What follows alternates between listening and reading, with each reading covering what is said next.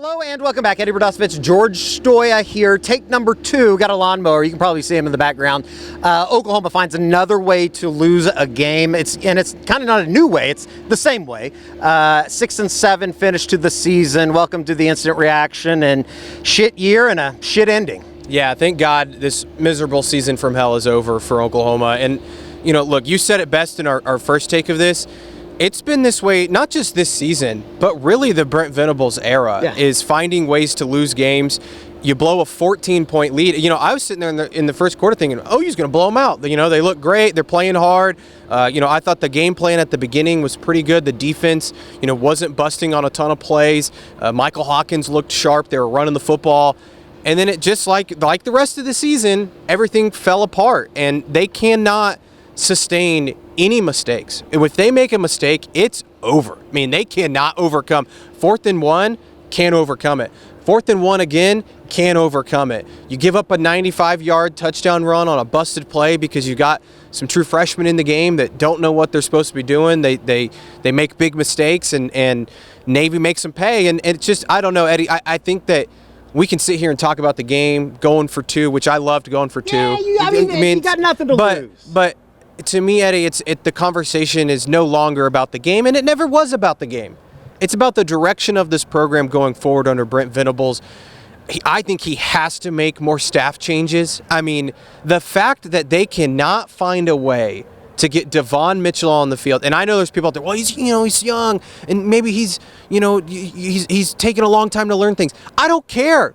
That's an indictment on the coaching staff that they cannot get that guy who's that physically talented on the field for one play this season, Eddie. They can't do it. And then Xavier Robinson, who's been your bell cow the last 4 or 5 weeks of the season, he didn't play in the second half.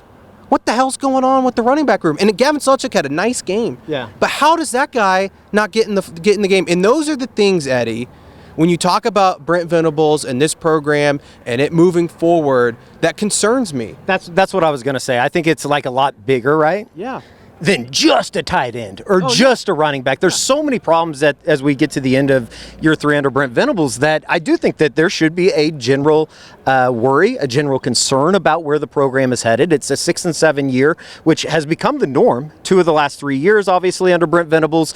And then you go back to the first half today. They had multiple opportunities to extend that 14-point lead, and that's been a trait all, the entire Brent Venables tenure of they're unable to take advantage of another team's, mistakes. They can't handle success. And they also just, they can't find a way to extend a game or to build a lead or to, drive away from a game, if you will. Yeah. It's put a team away. Thank you. I was searching. We look for different words here during the instant reaction, but I think that's where the concern level is. And you're right. They got to make a change at tight end. Most likely they should. I think we all sort of somewhat kind of still expect it to happen. But to say, one coaching change, that's not going to be the difference, I don't think, in a team going 6-7 and a team, finishing 10-3 or something. Just like, listen, everybody's like, well, you got Ben Arbuckle coming in, John Mateer, and that's exciting. But unless John Mateer is the second coming of Baker Mayfield, like this team isn't going to make the playoff, let alone compete for any sort of championship next season. I would say on top of that, too, you might have a quarterback, and I thought Michael Hawkins played pretty well today. They don't have anybody that can catch the football. And they had 6 drops today. Once again, you're relying on a number of true freshmen, whether it be Zion Kearney, who had the nice touchdown grab, then he had the drop. Zion Raggins had a nice grab, then he had multiple drops. Not only do they not have anybody at receiver that can make a catch, which, maybe some of these guys you're bringing in, Deion Burks you got coming back, so maybe there's some hope there. They have nobody at tight end. 0. I mean, Jake Roberts, good for him to make a big play there at the end of the game. It was a cool moment at the end. But he's gone, right? You've got no one at that position. And that's just, I don't understand how you can continue to allow that to happen. Sure. And you're bringing in one guy, and he's from Kennesaw State. And I don't want to turn this into just shitting on, Carson Kent, who I'm sure is a nice guy. But, that's who's going to save the tight end room. Sure. I don't see the vision for it there. And then just the vision for the program, Eddie, it's just, I don't know. You love what you've seen from the defense and the growth on that side of the ball. But the rest of it and just finding ways to win, even the defense at times, it feels like they're allergic to success. You pin them deep, right? It's 14-7.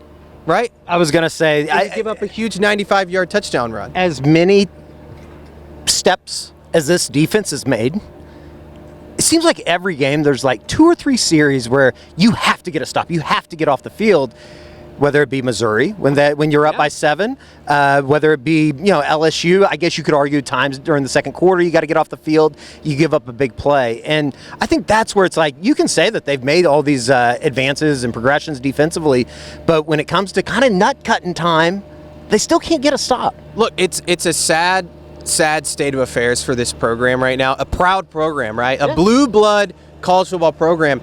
They don't know how to win. Yeah. That is the honest truth, I think, Eddie, is when it comes to a close game and it comes to a big game, even last year when they won 10 games, the big games, after they had some success, they couldn't figure out how to win. And that's the part that it's like, can Brent Venables do this? And I honestly, I don't know, Eddie. And for the first time, maybe not the first time, I think I've kind of felt that way.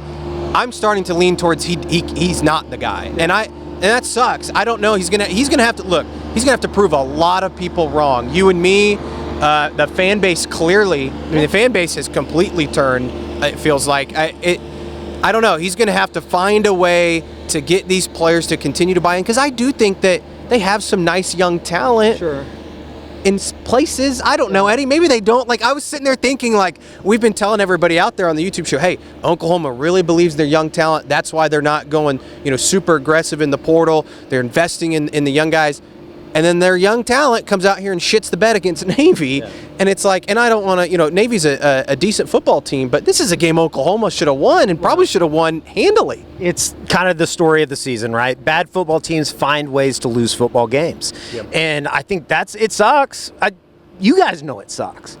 That's where it's at, though, right? Yeah. So now you enter an off season where you're still going to have to make some decisions, what you want to do in the portal. Obviously, it closes tomorrow, right? Yeah. And then you roll into the spring. And the unfortunate thing is there's not going to be any games in between now and September, or I guess late August, that you can kind of bank on and say, okay, this thing is moving in the right direction. It's going to be a prove-it year in 2025, and everyone's ass is on the line. You would hope so. I mean, I think they know that. Brent basically said it after the game in the sense that, hey, this all falls on me. This was an embarrassment. It was disappointing. Like, this is not the quote-unquote standard. I don't know what the hell the standard is right now. Under standard, to be completely brutally honest, in a way, I think the standard's definitely 6 and 7 right now. That's what the standard is at Oklahoma. And I know that the fans don't feel like that. I know that the players don't feel like that, and even the coaching staff.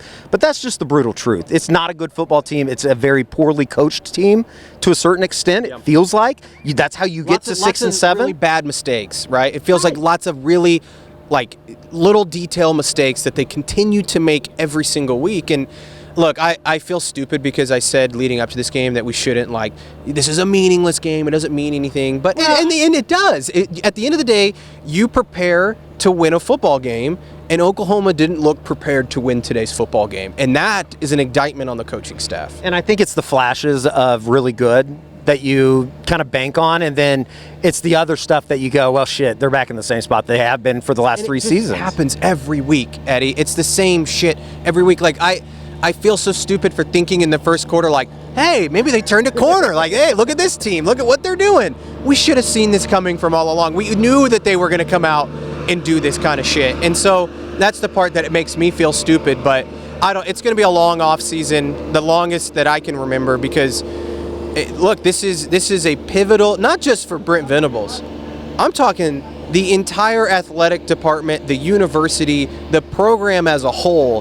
They have got to find some success next year, or you are really digging a deep hole. A hole that, I think everybody kind of feared that you wouldn't be able to dig out of, a hole that Nebraska is still digging out of. Yeah. And the comparisons between the two programs right now, as much as I don't want to say it, they might be good. They might be right.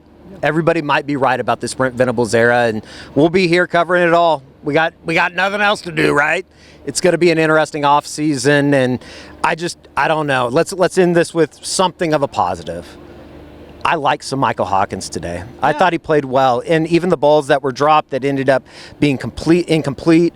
They were right on the money. There was a couple of the deep balls too today that I thought were Kearney. great. Obviously, the the long touchdown run over 70 plus, I believe, gets called back on a Fabechi Wei-Wu hold. And again, that's just something that bad teams find ways to do.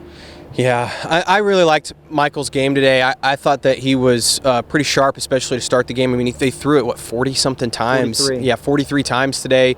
And I thought, there was a couple times he put it in harm's way, but not really. I thought he made some good reads. I still think he needs to be a little better in the pocket of just kind of understanding, but boy, he's electric. And I think with the right coaching and the right scheme, which I think Ben Arbuckle's scheme is the right one for him, he can be a really, really good player. Now, it's going to be John Mateer next year, but you got to feel at least somewhat good that you got somebody that good behind him waiting. And, maybe in a perfect world, John Mateer has a sensational year next year.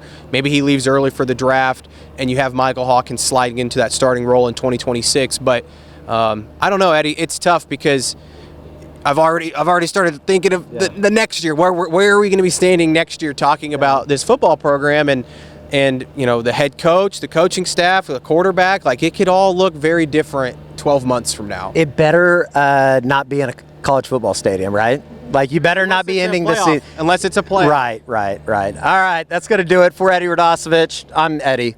This is George Stoia. We appreciate everybody throughout the year. Yeah. 2024. Bye-bye. See you next time on the Soonerscoop.com YouTube channel.